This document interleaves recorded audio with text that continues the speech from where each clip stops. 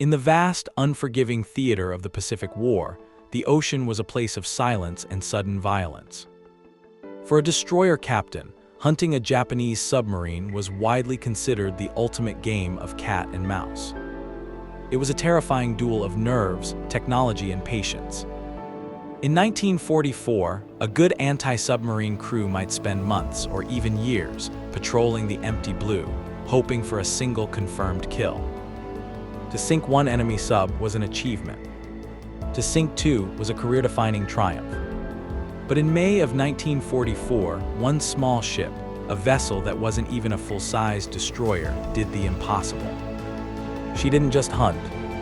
She purged. Over the course of less than 2 weeks, she engaged in a rampage that has never been equaled in the history of naval warfare. This is the story of the USS England and the 12 days of slaughter that blinded the Japanese Imperial Navy. To understand how truly anomalous this event was, we have to look at the ship herself. The USS England, hull number DE-635, was a Buckley-class destroyer escort. These weren't the glamorous capital ships of the fleet. They were the workhorses, smaller, slower, and less heavily armed than the fleet destroyers. They were built for one primary purpose: to shepherd convoys and protect them from the wolves beneath the waves. Commanding this vessel was Lieutenant Commander Walton B. Pendleton. Pendleton was a reservist, an insurance broker in his civilian life, leading a crew that was largely made up of men who had never seen combat. They were civilians in uniform, citizen sailors. But by the spring of 1944, they had been drilled into a cohesive, lethal unit.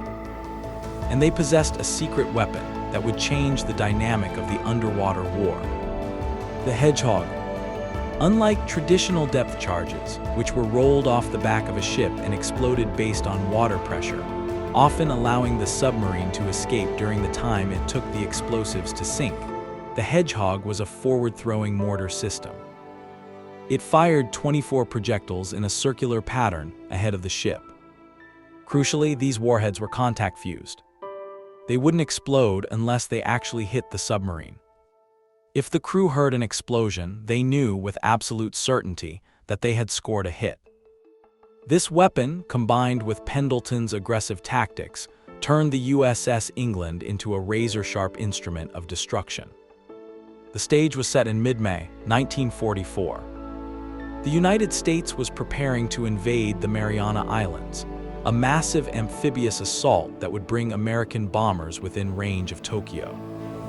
The Japanese High Command knew something was coming. In preparation, they initiated Operation Ago. Part of this plan involved positioning a picket line of 7 sophisticated submarines northeast of the Admiralty Islands. Their job was to act as a tripwire, to spot the American carrier fleets and report their movements.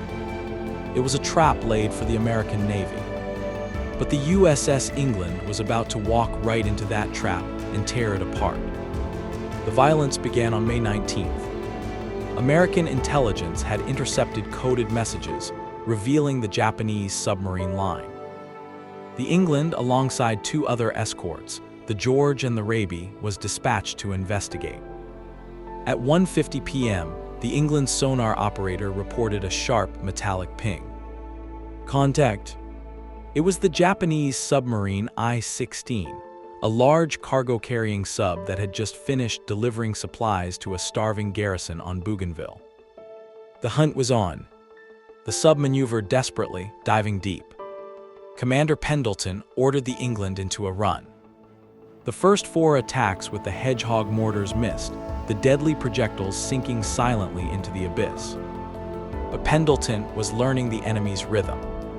On the 5th run, the England adjusted her course. The mortars fired, arching through the air and splashing into the water ahead. Seconds later, a massive underwater explosion rocked the destroyer escort. Debris and oil boiled to the surface. The I-16 was gone. The crew celebrated. They had done their job. But they had no idea that this was just the opening shot. 3 days later, on May 22nd, the hunter-killer group moved northeast. In the early hours of the morning, radar picked up another contact. It was the RO-106. The sub saw the Americans coming and crash dived. The USS George moved in first but missed. The England followed up. Pendleton guided his ship with the precision of a surgeon. The hedgehogs flew. There were 3 distinct detonations deep below. The morning sun rose over a slick of oil and debris. That was kill number 2.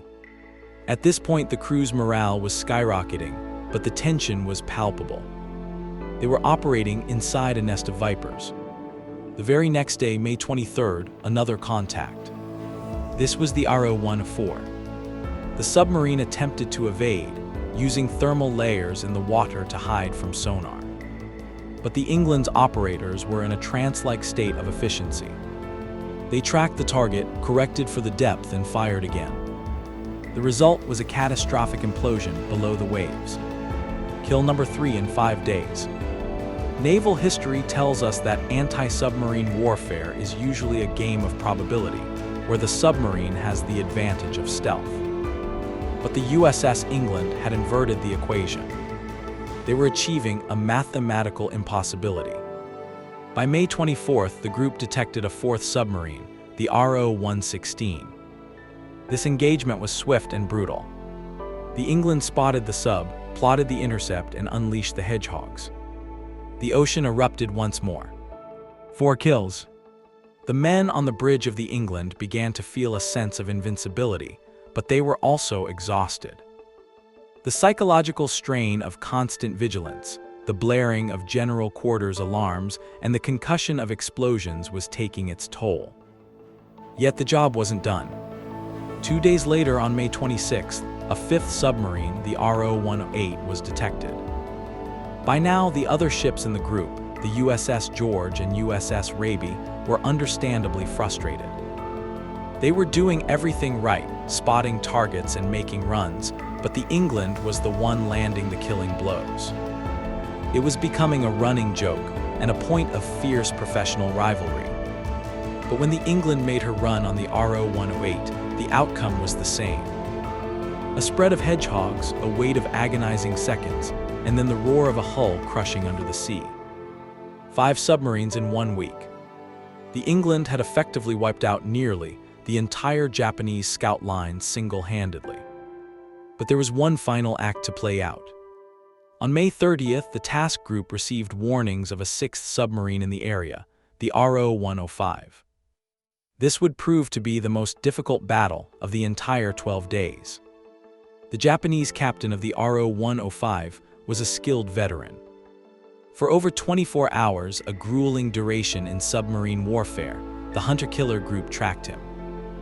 The George and the Raby made run after run, exhausting their ammunition and their patience. But the Japanese captain managed to slip away or maneuver out of the lethal zone every time. By the morning of May 31st, the situation was critical. The American ships were low on fuel and ammunition. They were about to be ordered back to base. The Japanese captain had almost outlasted them. Pendleton radioed the division commander, asking for one crack at the target. The request was granted. The England moved into position. The crew, running on adrenaline and instinct, set up the solution. It was their last chance. The hedgehogs fired. The pattern hit the water. At 7:35 a.m., a massive explosion lifted the stern of the England out of the water. It was a direct hit, so violent that the shockwave worried the engineers. But as the water settled, the evidence was clear. The RO-105 was destroyed.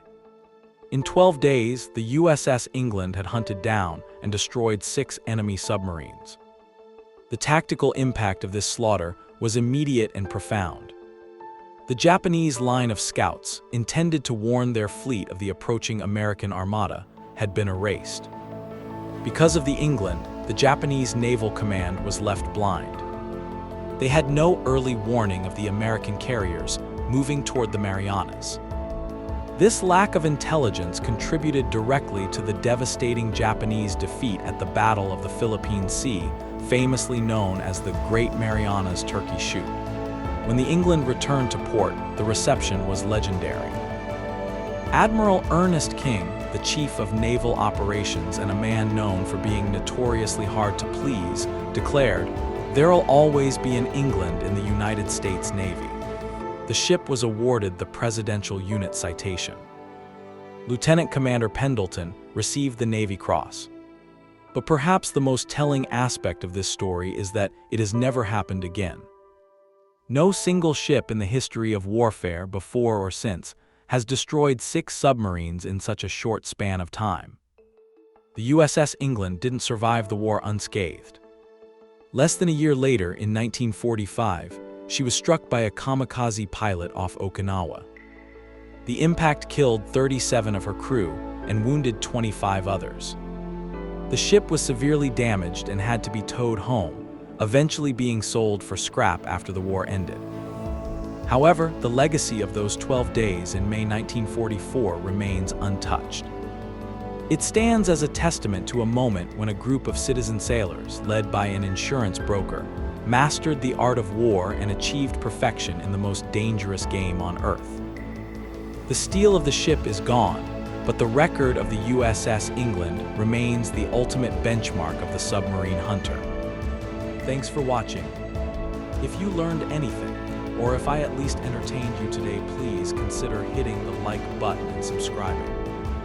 The almighty algorithm decides who gets recommended my videos based on the amount of views versus likes and subscriptions. I wish I didn't have to ask, but please do consider pressing like and subscribe.